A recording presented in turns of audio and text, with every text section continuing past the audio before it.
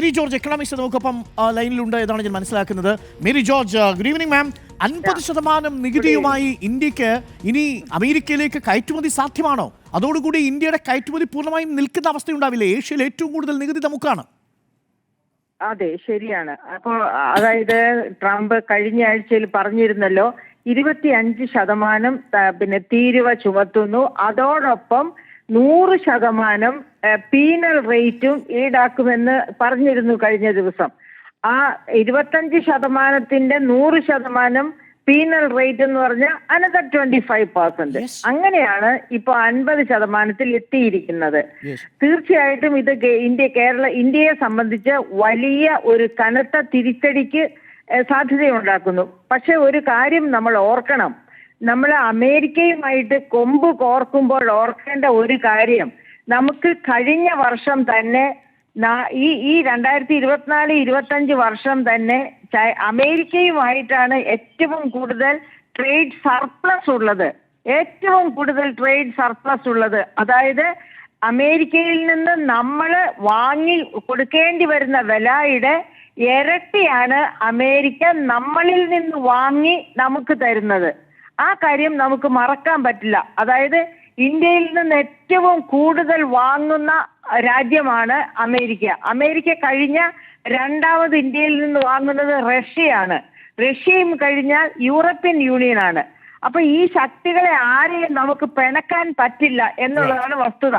പക്ഷെ ഇപ്പോ എന്തുകൊണ്ടാണ് ട്രംപ് ഇങ്ങനെ ചെയ്യുന്നത്? കാരണം ട്രംപ് വരയ്ക്കുന്നിടത്ത് ഇന്ത്യ നിൽക്കുന്നില്ല. ട്രംപിന്റെ മുൻപിൽ ഇന്ത്യ മുട്ടുമടക്കുന്നില്ല. അതേ സമയത്ത് പാകിസ്ഥാനെ പോലെയുള്ള രാജ്യങ്ങൾ ട്രംപ് പറയുന്നത് പോലെ അനുസരിച്ച് പോകുന്നു. അതാണ് പ്രധാനപ്പെട്ട കാരണം. പക്ഷേ നമുക്ക് തോറ്റു കൊടുക്കാൻ പറ്റില്ല.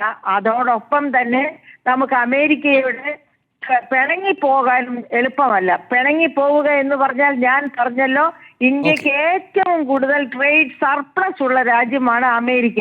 അപ്പൊ നയതന്ത്രപരമായി നമ്മൾ ഇതിനെ സമീപിക്കുകയും സാവകാശമായി ട്രംപ് തന്നെ ഈ പിഴ തീരുവ 25% തീരുവയുടെ കൂടെ ഇപ്പൊ 100% പിഴ തീരുവയാണ് വന്നിരിക്കുന്നത്. ആ പിഴ തീരുവ ഇല്ലാത്ത രീതിയിൽ നയതന്ത്രപരമായി നമ്മൾ അദ്ദേഹത്തെ താഴേക്ക് കൊണ്ടുവരികയുമാണ് വേണ്ടത്. ചുരുക്കത്തിൽ ഇന്ത്യയുടെ കയറ്റുമതിയെ ഇത് ബാധിക്കും. ഏഷ്യൻ രാജ്യങ്ങളിൽ ഏറ്റവും വേസ്റ്റ് ഹിറ്റ് ആയിരിക്കുന്നത് ഇന്ത്യയാണ്. ആ രാജ്യത്തിനകത്ത് എങ്ങനെ ബാധിക്കുമെന്നുള്ള പ്രശ്നമുണ്ട്. പണപ്പെരുപ്പത്തിന് സാധ്യതയുണ്ട്. എണ്ണവിലയുടെ കാര്യത്തിൽ നമ്മൾ റഷ്യയിൽ നിന്ന് വാങ്ങുന്നിടത്തോളം കാലം നമുക്ക് ബുദ്ധിമുട്ടില്ല. കാര്യം ഇപ്പോൾ ഒരു ഡിസ്കൗണ്ട് റേറ്റില്ല. പക്ഷേ പറഞ്ഞതുപോലെ നമ്മുടെ എക്സ്പോർട്ട് ബാധിക്കും. ഏറ്റവും കൂടുതൽ ട്രേഡ് സർപ്ലസ് ഉള്ള രാജ്യമാണ്.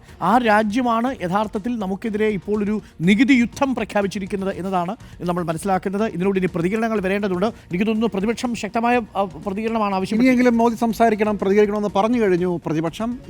പേര് പറയണം. ആ കാര്യത്തിലേക്ക് ഇനി പോവുകയാണ്. അമേരിക്കക്കെതിരെ എന്ത് നിലപാട് ഇനി ഇന്ത്യ എടുക്കുമെന്നുള്ളത് വളരെ നിർണായകമാണ്. എനിക്ക് തോന്നുന്നു ആ കാര്യത്തിൽ ഒരു വിട്ടുവീഴ്ചയ്ക്ക് തയ്യാറല്ല എന്ന സന്ദേശമാണ് നൽകിയത്. അജിത് ഡോവൽ റഷ്യയിലേക്ക് പോകുന്നു. വിദേശകാര്യമന്ത്രി റഷ്യൻ വിദേശകാര്യമന്ത്രിയെ കാണാൻ ചെറിയ ഇമ്പാക്റ്റ് അല്ല ഉണ്ടാക്കുക. ഷാങ്ഹായ് സഹകരണ ചർച്ചയിൽ പങ്കെടുക്കാൻ വേണ്ടിയിട്ട് ആദ്യമായിട്ട് ചൈന ഇന്ത്യ സംഘർഷത്തിനു ശേഷം ആദ്യമായി നരേന്ദ്രമോദി ചൈനയിലേക്ക് പോകുന്നു എന്നുള്ളതാണ്. അപ്പോൾ പുതിയ ചേരിയാണ് ഉണ്ടാകാൻ പോകുന്നത്. അമേരിക്ക പ്രതീക്ഷിക്കാത്ത ഒരു നീക്കമാണ്. ചൈനയും ഇന്ത്യയും കൈകോർക്കാൻ പോകുന്നു. ശത്രുക്കളാണ്. ഒരുപക്ഷെ അതായിരിക്കാം ഏറ്റവും ഭയങ്കരമായ അത് വലിയ മാറ്റം ഉണ്ടാകും. അവിടെ എന്താ സംഭവിക്കാൻ പോകുന്നത്? ബ്രിക്സ് പവർഫുൾ ആവാൻ പോവാണ്. Brazil, Russia, India, China, south Africa. അപ്പോൾ ഇതിൽ ചൈന, റഷ്യ, ഇന്ത്യ, ബ്രസീൽ, ഇത്രയും നാളും ചൈനയും ഇന്ത്യയും തമ്മിലുള്ള ഈ അടിയാണ് അവർ മുതലെടുത്തോണ്ടിരുന്നത്. ഇപ്പൊ അത് ഒന്നിച്ചാകുമ്പോൾ വലിയ മാറ്റമാണ് ഉണ്ടാക്കാൻ പോകുന്നത്. മാത്രമല്ല ഒരു വാർത്തയും കൂടെ വരുന്നുണ്ട്. പാൽ ഉൽപ്പന്നങ്ങൾ, കാർഷിക ഉൽപ്പന്നങ്ങൾ, ഈ മൂന്ന് കാര്യങ്ങളിലും വിട്ടുവീഴ്ചയില്ല. അതിന് ഇപ്പോഴുള്ള അമേരിക്കൻ ഉൽപ്പന്നങ്ങളുടെ നികുതി തുടരും എന്ന് ഇന്ത്യ ശക്തമായ നിലപാടെടുത്തതാണ് ഈ ട്രേഡ് ചർച്ചകളെ തകർത്തതെന്നാണ് മനസ്സിലാക്കുന്നത്. ഇന്ത്യ നിലപാട് ഉറപ്പിച്ചിരിക്കുന്നു എന്നുള്ളതാണ് ഏറ്റവും പ്രധാനപ്പെട്ട കാര്യം. അങ്ങനെ ഈ ജിയോ പൊളിറ്റിക്സിൽ ഏഷ്യയുടെ ഭൗമ രാഷ്ട്രീയത്തിൽ ഒരു ചലനം സംഭവിച്ചിരിക്കുന്നു. ഒരു അലൈൻമെന്റ് മാറ്റം സംഭവിക്കാൻ പോകുന്നു എന്ന സൂചന നൽകുന്നു. അങ്ങനെ അമേരിക്ക ഇന്ത്യക്ക് മേൽ നികുതി യുദ്ധ പ്രഖ്യാപനമാണ് നടത്തിയിരിക്കുന്നത്. 50% നികുതി ചുമത്തിയിരിക്കുന്നു ഇന്ത്യൻ ഉൽപ്പന്നങ്ങൾക്കും ഇന്ത്യൻ ചരക്കുകൾക്കും 21 ദിവസത്തിനു ശേഷം.